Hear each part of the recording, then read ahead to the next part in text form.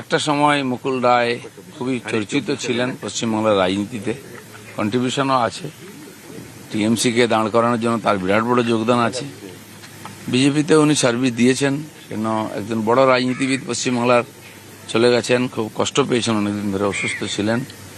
তো তার আত্মার সদ্গতি হোক, পরিবারের লোক শান্তি পান আর মনোবল ফিরে পান, এইটুকু হয়। শ্রদ্ধা জানাই তাকে।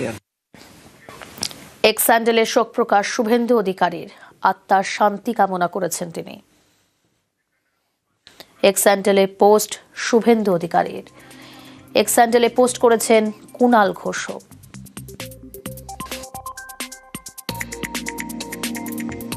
প্রয়াত মুকুল রায় দীর্ঘ অসুস্থতার পর রাত 1:30 নাগাদ জীবনাবসান বর্ষিয়ান রাজনীতিকের।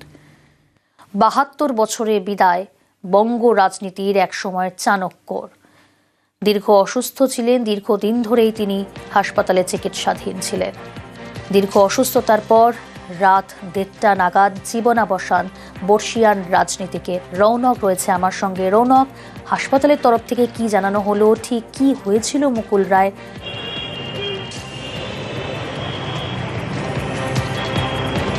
দেখো, একেবারেই গত 1.5 বছর যাবৎ তিনি বেসরকারি হাসপাতালেই ভর্তি ছিলেন। মূলত বার্ধক্যজনিত সমস্যার কারণেই তিনি এখানে ভর্তি ছিলেন এবং গতকাল রাত 1:30 নাগাদ মুকুল রায়ের সিভিয়ার কার্ডিয়াক অ্যারেস্ট হয় এবং তারপরই কিন্তু তিনি শেষ নিঃশ্বাস ত্যাগ করে।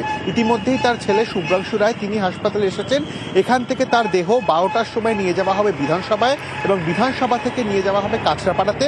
কাঁচরাপাড়ার পর হালি শহরের বীজপুর শ্মশানে তার শেষকৃত্য হবে।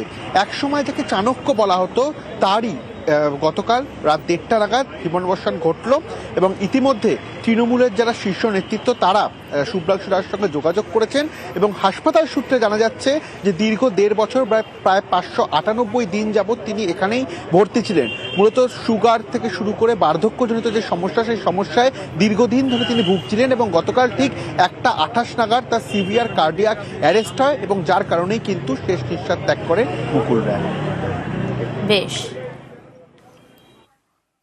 দলের সেনাপতি নিজে ফোন করেছিলেন, তিনি সব ব্যবস্থা করে দিচ্ছেন।